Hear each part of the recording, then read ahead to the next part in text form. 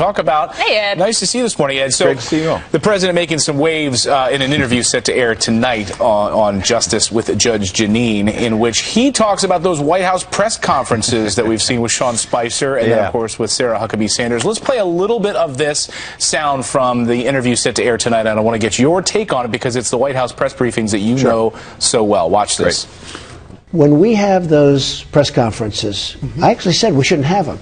Because Sarah Huckabee, it's been 100 years we've been doing no, that. But listen, but there's never been action like this. This is crazy. I mean, but would you we're getting higher ratings. They're getting higher ratings on those press conferences. Would you seriously consider stopping these press sessions? No, we do it in a different way. How? We do it through a piece of paper with a perfectly accurate, beautiful answer. I'll give you an example. In writing? They're asked 100 questions or 50 questions or 20 questions.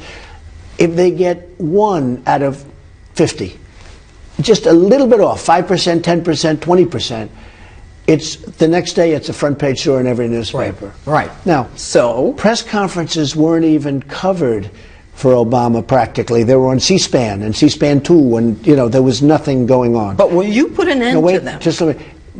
These press conferences are like the biggest thing on daytime television. There you go, Ed. Getting rid of the press conferences, and you'll just get a paper in the mail with their answers. What do you think? Any truth to this? I don't even know where to start. I mean, that is pure, unadulterated Donald Trump right there. Yeah. I mean, basically where he's saying, C-SPAN 1 or 2, the way he pronounced that, the New York accent, where I'm from. I love that. But also when he's just talking about, it'll make a headline if somebody slips up. And Judge Jeanine was great because she said, so? I mean, that's what happens at these briefings. Headlines are made. And this is a president who's one of the greatest communicators ever, or he would not have been elected against the odds, against the mainstream media, attacking him at every turn. And so I'm laughing because I hear the president talking about the ratings are great. And it's just, sure, that's awesome. But that's not what the briefings are for. Here's what the briefings are for. It's a chance. Yes, they're playing a lot of defense. We go in there as White House correspondents. We have all these tough questions. We try to press them, all of that. And you play some defense. But it's also a chance for this White House to go on offense and talk about jobs, talk about repealing and replacing Obamacare. So the idea of doing away with the briefings, I think, will end up hurting this White House more than it helps. Yeah, they'll be able to get tough with the mainstream media. That'll rally the president's base. But they should be using these briefings as a tool to get the president's message and get his agenda out there. What's the balance, though, Ed? Because we asked this question to our audience earlier this morning. Do you agree with the president? Do you think that he should get rid of these press conferences? Many of the people sending us their comments, they agree with that. They're so angry out there. You've spent time at the diners like I have, and you talk to American people, and they're mad. They say, you know what, we want to give the president a fair shot, but we don't feel like we are getting the full story here with the media. You're right. And you know what? Both can be true, which is that the president is not getting a fair shake from the media. I'm not a commentator. I'm a reporter. That is an objective fact. Look at the front page of the New York Times every single day. Typically, there are 2, 3, or 4 negative stories. He's out of his league. He's out of his depth. He's basically crazy. I mean, read the newspapers. This is there for everyone to see. So that's true that they're not giving him a fair shake. However, it can be also true that while it might feel good for him to say, I hate the media and I'm going to walk away, I'm not even going to engage, if he engages, he can actually get his message out. I'll give you a quick story. In the Obama days when I was covering President Obama, Robert Gibbs some days would just say, I'm not going to do a briefing today. And some of the old school folks like Bill Plant and Ann Compton would tell me we should be pushing back. And they were right. They'd say, look, the tradition is that when the president is in town and not traveling, there's a White House briefing. And I asked Joe Lockhart about this, who was a Clinton White House press secretary.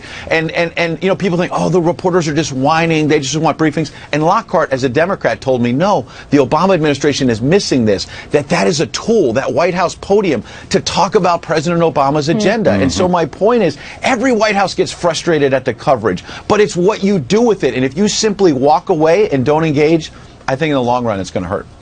The president was talking with Judge Jeanine about his communications team, and, well, it was an interesting comment. Listen to this. Are you moving so quickly that your communications department cannot keep up with you? Yes. That's true. So what do we do about that? We don't have press conferences, and we do... You don't mean that. Well, just don't have them. Unless I have them every 2 weeks and I do myself. We don't have them. I think it's a good idea. Yeah, First of all, you have a level of hostility that's incredible, and it's very unfair. Sarah Huckabee is a lovely young woman. You know Sean Spicer.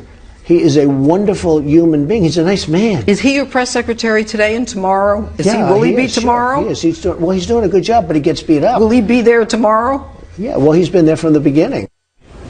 Interesting answer there. He did not say that he'll be here tomorrow. I think tomorrow comes because the interview was done yesterday and Sean Spicer's still there. But I think it's very clear that the president is thinking about shaking up the communications team. Here's what I think about that as a reporter, having been there before, and there's shakeups, Democratic, Republican White Houses. I think when I travel, you talked about it, Abby, and going to some of these diner segments. I've been out promoting my book, 42 Faith, and I see people in the airports, and an overwhelming majority actually tell me, who are fans of the president, that they like Sean Spicer because they like what you said a moment ago, that he fights back and he doesn't take it from the media. And so I think, to Sean Spicer's credit, he's actually been tough, and you know what? He's been doing what his boss wants him to do, which is to push back. But however, I think he overdid it. I was actually at the briefing yesterday in the back of the room, and I noticed that Sean, I think, learned something from Sarah Huckabee, who did a good job this week.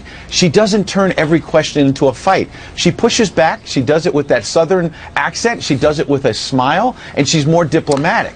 And Sean turns practically every question into a fight. You ask him about North Korea, you're wrong, you're wrong. You ask him about what the president had for lunch, and Sean wants to take your head off. I noticed yesterday that it was less contentious in there. Everyone thought it was going to be a big fight, and it was because Sean calmed down and didn't turn everything into a fight. But it might be too late. But I want to ask you about the very first thing that Judge Jeanine asked him, which was, are you moving too fast for your communications team? The president said yes. He didn't even hesitate. I mean, he said absolutely. But that's what he wants, though, right? I mean, he likes to be in that place. But is that a problem? Right. And this is the beauty of the president, and it's also the challenge, which is that he is authentic. If you asked another politician, they'd be like, no, I'm not moving too fast. I'm doing it just right. He said, yeah, I probably am moving too fast. But here's the big picture, which is, why not slow down?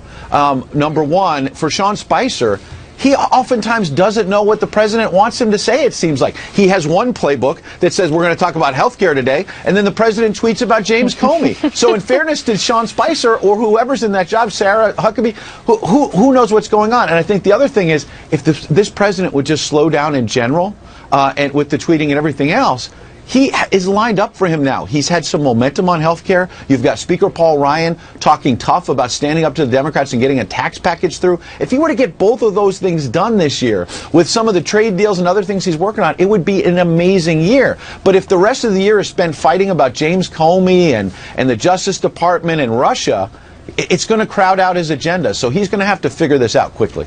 Seriously, Ed, would you ever want that Sean Spicer job? I mean, that is, I would hate to be the president's spokesperson. Yeah, I was at the White House yesterday because I was bringing a friend, Brian O'Donnell, who's an NYPD hero. Remember, you'll remember this, John, last year when that crazed terrorist basically was at Penn Station with a meat cleaver and was trying to attack people and kill them. Brian O'Donnell tackled that man, got slashed in the face with a meat cleaver, but saved all kind of lives. He was in town for police week, so I brought him over to the White House, and he told me, he said, look, I'm a tough New York City detective. I wouldn't want that job. He said all that happens is Sean Spicer sitting there getting creamed by everybody. And you're right, it's an extremely tough job. Yeah, and fascinating to watch when you're there live in person, Ed. You've done that for years and years. It's great to get your perspective this morning. Good to see you guys. Thanks, Ed. Thanks. All right, well, his father was the only other FBI director besides Jim Comey to get fired. Next, Congressman Pete Sessions discusses the Comey firing and what happens next.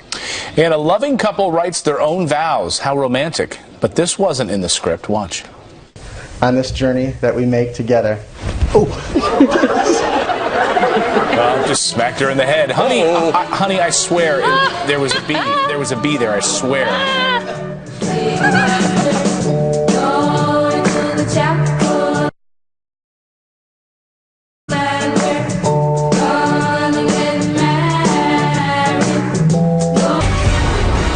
Well, in case you've been on an island somewhere with no TV and no internet, there was a major shakeup in Washington this week after President Trump fired the FBI director, James Comey. Yeah, the only other time in history another chief has been dismissed was back in 1993 when Bill Clinton fired then-director William Sessions. Well, his son, Congressman Pete Sessions, joins us now to weigh in on what's going on in Washington. Good morning. Nice to see you this morning, Congressman. Welcome to the show. Good morning. Good morning. So put this in context for us. Obviously, the son of a former FBI director, fired under, at the time, a sort of a cloud of ethics questions about use of aircraft and everything else.